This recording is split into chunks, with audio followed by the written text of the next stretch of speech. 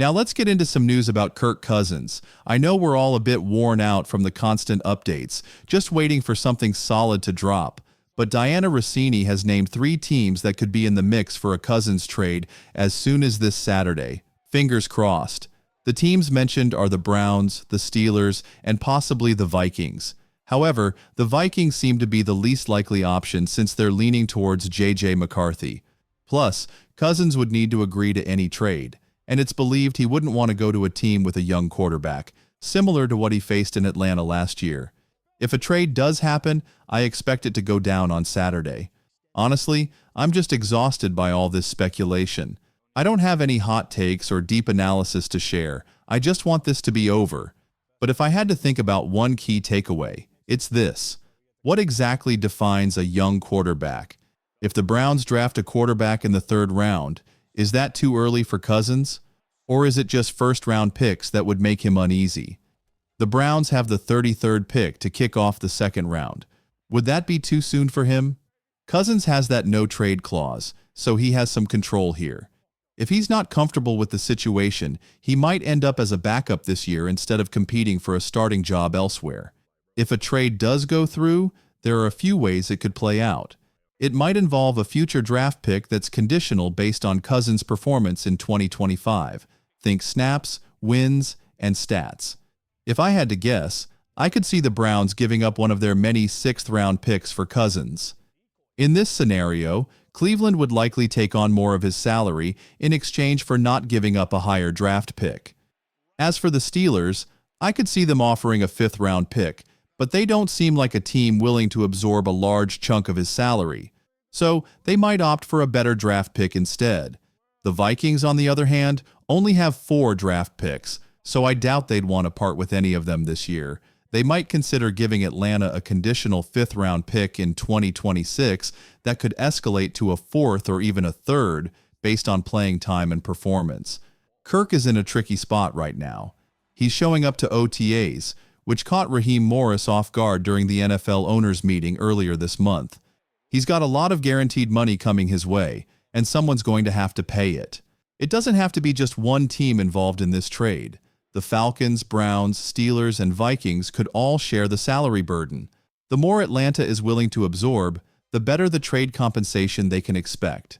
Right now, the number being tossed around is that the Falcons want another team to take on $20 million of Cousins' contract.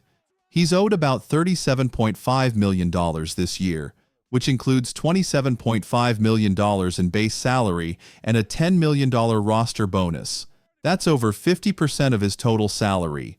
Good luck finding a team willing to take on that much guaranteed cash, especially considering how Cousins performed last year and the injuries he's dealt with, including an Achilles injury 2 years ago and shoulder and elbow issues he claims he suffered at the end of 2024. It's fine to throw out a big number like $20 million and then negotiate down to $15 million, but if Atlanta really wants to shed that $20 million from their books, they might have to settle for just a 6th or 7th round draft pick in return. Here's hoping we can finally wrap up the Kirk Cousins saga soon. Ideally, we'll get the news we've all been waiting for by Saturday, that the Falcons have traded him. If not, don't worry. We'll keep you updated with any real news that comes in. We're just 325 subscribers away from hitting 35,000, and I'd love to reach that milestone before the NFL draft kicks off. So, do me a favor and get yourself some of the best free Falcons content out there. Now, let's shift gears and talk about some NFL draft buzz. There are 2 players being mentioned as potential targets for Atlanta at pick 15. One of them we've discussed quite a bit, while the other hasn't gotten as much attention. First, let's give a shout out to the players in the mix. Recently, Diana Rossini published a great article filled with insights and rumors leading up to the draft, and it highlighted that the Falcons are focused on strengthening their defense with pass rushers. Tennessee's James Pierce Jr. and Marshall's Mike Green are both on Atlanta's radar. We've talked a lot about Green, but let's revisit Pierce. Back in January, it seemed like it was a toss-up between him and Mike Williams, but as the months went by, Green's stock rose while Pierce and Williams fell a bit off the radar. When you look at Pierce, the first thing that stands out is his unique frame and size as a pass rusher. He's definitely someone to keep an eye on as we approach the draft. James Pierce isn't the biggest guy out there, standing at 6 feet 5 inches and weighing 245 pounds. He's lean and slender, which means he won't overpower opponents with brute strength. Instead, he relies on his speed, and that's something the Falcons value in their defense. They recently signed Devin Diablo at linebacker for his quickness, and during Raheem Morris's first offseason, they focused on bringing in speedy players. In many ways, Pierce fits that mold perfectly. He has impressive speed and can penetrate the backfield effectively. I actually think he's better against the run than some people give him credit for. However, there are some red flags to consider. For one, his size isn't typical for an edge rusher. While that doesn't mean he can't succeed, it can be a challenge in the NFL. If you've relied on speed as a defensive end in college, you might find it tough against NFL tackles who are just as quick and have excellent footwork. Without the brute strength to push a tackle back into the quarterback, he could end up being a bit of a one-trick pony. Another concern is the character issues that have been mentioned regarding Pierce. I haven't met him personally, so I'll leave it to the Falcons to make that call. But you can bet that some teams will remove players from their draft boards if they feel they don't fit the culture they're trying to build. We don't know who those players are for Atlanta, and we could spend all day discussing Pierce's pros and cons, only to find out that character concerns have led the Falcons to take him off their list entirely.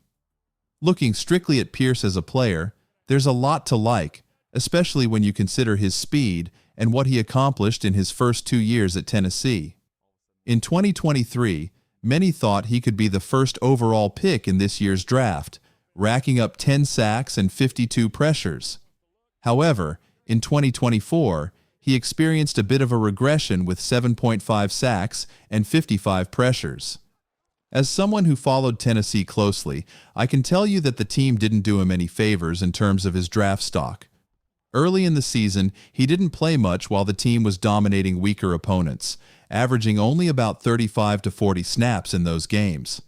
When we look at his stats, it's easy to see 10 sacks and think he's a standout player.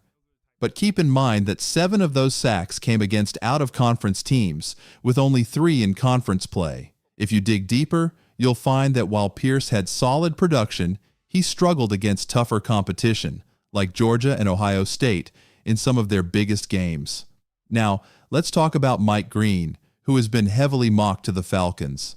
If Green is still available at pick 15 and other top players like Will Johnson and Jalen Walker are off the board, I believe he will be the pick for Atlanta.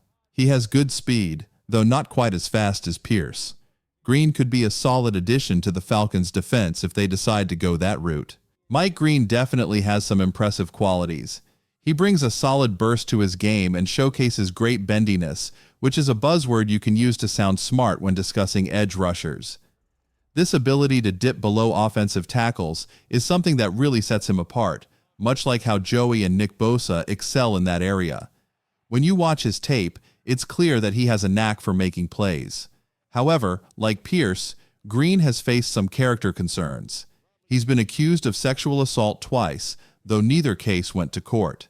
These allegations were serious enough for Virginia to dismiss him after his freshman year. He then transferred to Marshall, where he had a standout season as a starter, racking up 17 sacks, 23 tackles for loss, and 59 pressures, along with 3 forced fumbles. His production speaks for itself, and he has the traits that teams look for. That said, there are still questions about whether he has the strength to consistently drive offensive tackles back into the quarterback. He weighed in at 251 pounds for the combine, but I think he plays better around 245. That weight sounds more manageable and offers versatility across the defensive front. So, if you were in charge, who would you choose? The slender speedster from Tennessee or the productive yet somewhat questionable player from Marshall? Personally, and this is coming from someone who spent 4 years at Rocky Top, I'd go with Mike Green. I really like his production. As for Pierce, I've heard too many stories about his character and presence in the locker room. I feel like there are teams that can coach those issues out of a player, but Atlanta doesn't seem like one of those places. It's not just about the coaching staff, it's also about the city. Atlanta has a lot going on, and as an NFL rookie, it's easy to get distracted. I know this might sound a bit ridiculous, but we see it all the time in the NFL. Teams take chances on players with character concerns, and it often doesn't end well.